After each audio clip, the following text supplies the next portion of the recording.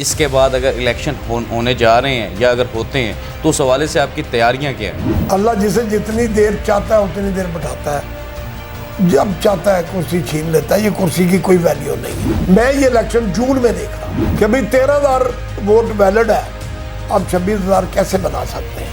ये तो election commission ने भी लिख के दे दिया 2 ने कि जी ये बिल्कुल चेंज हुआ है सारा कुछ। चैम्बर का अमला 4 या 5 लोग वो शामिल हैं। सबसे ज़्यादा पैसा किसका इस्तेमाल हुआ जो आप कह रहे हैं कि पैसा तकसीम हुआ या बांटा गया? पैसा अंजुम निसार का लगा है, आगे मैनेज मोहम्मद अली मियां ने किया है। ट्रांसपेरेंट एक इलेक्शन भी हो जिस पर आप भी मुतमिन हो, दूसरा फरीक भी मुतमिन हो, कोई इस तरह का मैकेनिज्म भी बना रहे हैं आप? इलेक्शन तब ही फेयर होगा, सेक्रेटरी कॉमर्स की निगरानी में होगा, तब ये इलेक्शन फेयर होगा, वरना इलेक्शन फेयर नहीं होगा। जो साहब इस सारी सूरत हाल का जिम्मेदार आप किसको समझते हैं जिसने हालात को इस नहज तक पहुंचाया? मैं पिछले 10 साल से इलेक्शन 11 साल से लड़ रहा हूँ। मैं पूरी ईमानदारी से इलेक्शन लड़ रहा हूँ। मुझे कोई बंदा ये नहीं कह सकता कि इसने फलां जगह पे ये बेईमानी की है। बिजनेस कम्युनिटी को, इंडस्ट्रियलिस्ट को, क्लियरिंग एजेंट को चोर कह गया है। इनकी जुर्रत नहीं हुई उसके सामने को बात करने। अगर आज LBF पीछे हो जाए तो मैं देखूंगा बिजनेस कम्युनिटी को कौन मुंह लगाता है, क्योंकि वो तो अपने हकूक की लड़ाई लड़ रहे हैं।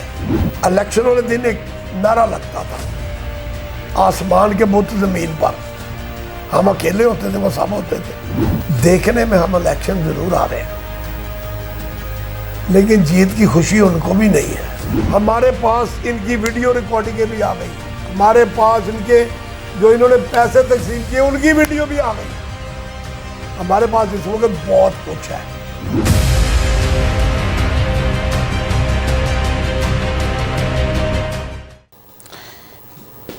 चौधरी साहब, आगे की हिकमत अमली, आगे का लाहे अमल क्या है? किस तरह आप इलेक्शन लड़ेंगे जिसमें फुल प्रूफ और ट्रांसपेरेंट एक इलेक्शन भी हो जिस पर आप भी मुतमिन हो, दूसरा फरीक भी मुतमिन हो? कोई इस तरह का मैकेनिज्म भी बना रहे हैं आप? देखिए जी, हमारी कोशिश ये है कि हम DGTO को या सेक्रेटरी कॉमर्स को कहें कि जी वो अपने आदमी भेजें, उनके नुमाइंदे आके एडमिनिस्ट्रेटर बैठे और वो अपनी निगरानी में ये इलेक्शन कराएं। अगर इलेक्शन इसी तरह होगा तो हम फिर नहीं मानेंगे। इलेक्शन तब ही फेयर होगा, अब सेक्रेटरी कॉमर्स की निगरानी में होगा, तब ये इलेक्शन फेयर होगा, वरना इलेक्शन फेयर नहीं होगा। तो इसलिए हमारी रिक्वेस्ट है उनसे, ऑलरेडी हमने की हुई है और हमारी कोशिश भी है कि वो अपनी निगरानी में इलेक्शन करें और इंशाल्लाह होगा। पाकिस्तान का, एशिया का इतना बड़ा chamber, Lahore chamber of commerce and industries, उसके इलेक्शन के लिए सरकारी अदारों की मुआवनत दरकार है, जबकि लाहौर चैम्बर ऑफ कॉमर्स का भी एक सिस्टम है, एक मेकनिज़म है, आपकी लीडरशिप तमाम ग्रुप्स की है। कोई बैठ के कोई ऐसे तमाम स्टेक होल्डर्स किसी ऐसे यूनानिमसली डिसीजन तक नहीं पहुँच सकते जिससे आपको सरकारी फोरम्स की मुआवनत ना लेना पड़े? बात यह है जी कि आप वहाँ पे किसी फोरम पे पहुंच सकते हो, वहाँ पे बात हो सकती है जहाँ कोई ईमानदारी का आंसर हो। जी, जहाँ पे ईमानदारी का आंसर नहीं होगा, ये तो वही बात है इस वक्त, तो जैसे इमरान खान और हुकूमत का चल रहा है जी, कि भाई इमरान खान किसी बात पे खड़ा नहीं हो रहा और हुकूमत उसको पल्ला नहीं पकड़ा रही, तो हमारे साथ भी वही है। वो अपनी किसी जुबान पे खड़े नहीं होते, किसी बात पे खड़े नहीं होते, तो फिर उनसे मुज़ाकरात का तो तुक ही कोई नहीं बनता। तो इसका हल एक ही हल है कि वो DGTO या सेक्रेटरी कॉमर्स एडमिनिस्ट्रेटर बैठाएं और इलेक्शन कराएं। जो साहब इस सारी सूरत हाल का जिम्मेदार आप किसको समझते हैं जिसने हालात को इस नहज तक पहुंचाया? देखिए जी, उसमें गलतियां हैं, बहुत सारी गलतियां हैं। उसमें कुछ हमारे दोस्तों की भी गलतियां हैं, कुछ चैम्बर के अमले की भी गलतियां हैं, कुछ और भी मामलात ऐसे हैं जिसमें जाके ये सारा सिनारियो बना है।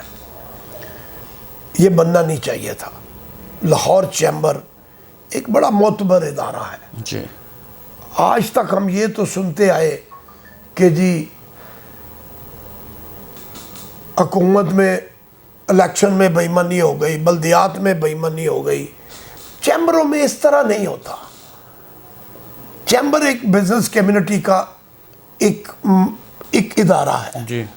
उसमें तमाम बिजनेस के लोग मौजूद हैं, और अगर वो भी इस तरफ चल पड़ेंगे, वो भी बेईमानी की तरफ चल पड़ेंगे, तो फिर इस मुल्क का अल्लाह हाफिज है। कम अज़ कम हम लोगों को, जो हम बिजनेसमैन हैं, जो चैम्बरों में जा रहे हैं, आ रहे हैं, चैम्बरों को देख रहे हैं, कर रहे हैं, कम अज़ कम उनको ईमानदारी से इलेक्शन लड़ना चाहिए। मैं पिछले 10 साल से इलेक्शन, 11 साल से लड़ रहा हूँ, मैं पूरी ईमानदारी से इलेक्शन लड़ रहा हूँ। मुझे कोई बंदा ये नहीं कह सकता कि इसने फलां जगह पे ये बेईमानी किया। इन्होंने बदमाश भी डाले, इन्होंने हुकूमतें भी डाली, इन्होंने फ्रॉड भी किए, ये सारा ही टोला था ना। और अल्हम्दुलिल्लाह अल्लाह की मेहरबानी से नबी पाक सल्लल्लाहु अलैहि वसल्लम के सदके आज भी खड़े हैं, LBF आज भी खड़ा है, अमजद चौधरी आज भी खड़ा है, अमजद चौधरी के साथी आज भी खड़े हैं। हालांकि हज़ारों के हिसाब से लोग आए जी। जिनको ट्रेंड किया आगे चले गए जी। अच्छा, वो जाके ये शो करते हैं कि जी हम आ गए, वो ख़त्म हो गए। अल्लाह की मेहरबानी से हम तो ख़त्म नहीं हुए, हमें तो अल्लाह ने और इज्जत दी और बढ़ा दिया काम। तो बात यह है कि नीयत दर मुराद होती है, इलेक्शन जीतना कोई मामला नहीं है।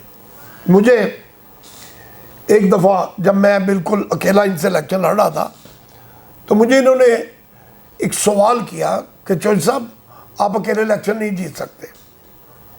तो मैंने इनको कहा कि मैं इलेक्शन जीतने के लिए नहीं लड़ रहा, मैं इलेक्शन लड़ रहा हूँ अपने बिजनेस कम्युनिटी को चैम्बर में खुलेआम आने के लिए जी। बुलाने के लिए, उनके काम करने के लिए। अगर हम अपोजिशन में ना होते, इलेक्शन ना लड़ते, चैम्बर में जो पासपोर्ट बन रहा है, जो बाकी काम हो रहे हैं, ड्राइविंग लाइसेंस से हर काम चैम्बर में हो रहा है, वो किसकी बदौलत हो रहा है? ये मंशूर हमारा था, हमने पहले दिन अपना मंशूर दिया था। अब उस मंशूर को हमने डंडा दे के इनसे कराया, बेशक इक़्तिदार मिला नहीं मिला, हमसे डरते हुए इन्होंने किया है कि यार ये तो इनका नारा ख़त्म करें।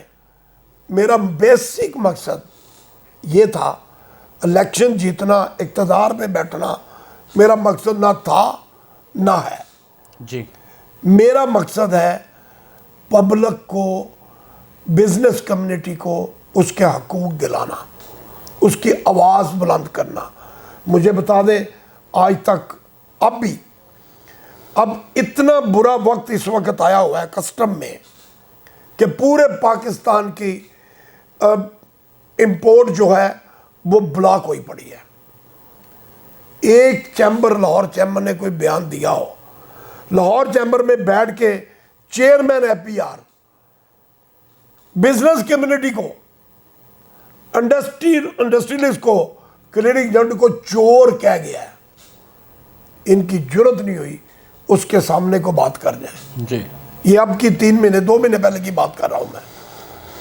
तो ऐसे लीडरों को हमने क्या करना है जो बोलना नहीं जानते, जो अपने हकूक़ की, अपने बिजनेस कम्युनिटी के हकूक़ की लड़ाई नहीं लड़ सकते, जिनको सिर्फ अपने कामों से गर्ज है। मेरे पास ऐसे ऐसे प्रूफ है कि हम गए मीटिंग करने बिजनेस कम्युनिटी की, तो वहाँ जाके इन्होंने अपने खाते खोल के रखे हुए थे कि जी मेरा ये मसला है, मेरा ये मसला है, मेरा ये मसला है। मैं प्रूफ कर सकता हूँ उन चीज़ों को, ये मेरे सामने हुई है। यही लोग जो इस वक्त इक़्तिदार में हैं, ये तो अपने कामों के भूखे हैं, इनको सिर्फ अपने कामों से गर्ज है। मेरी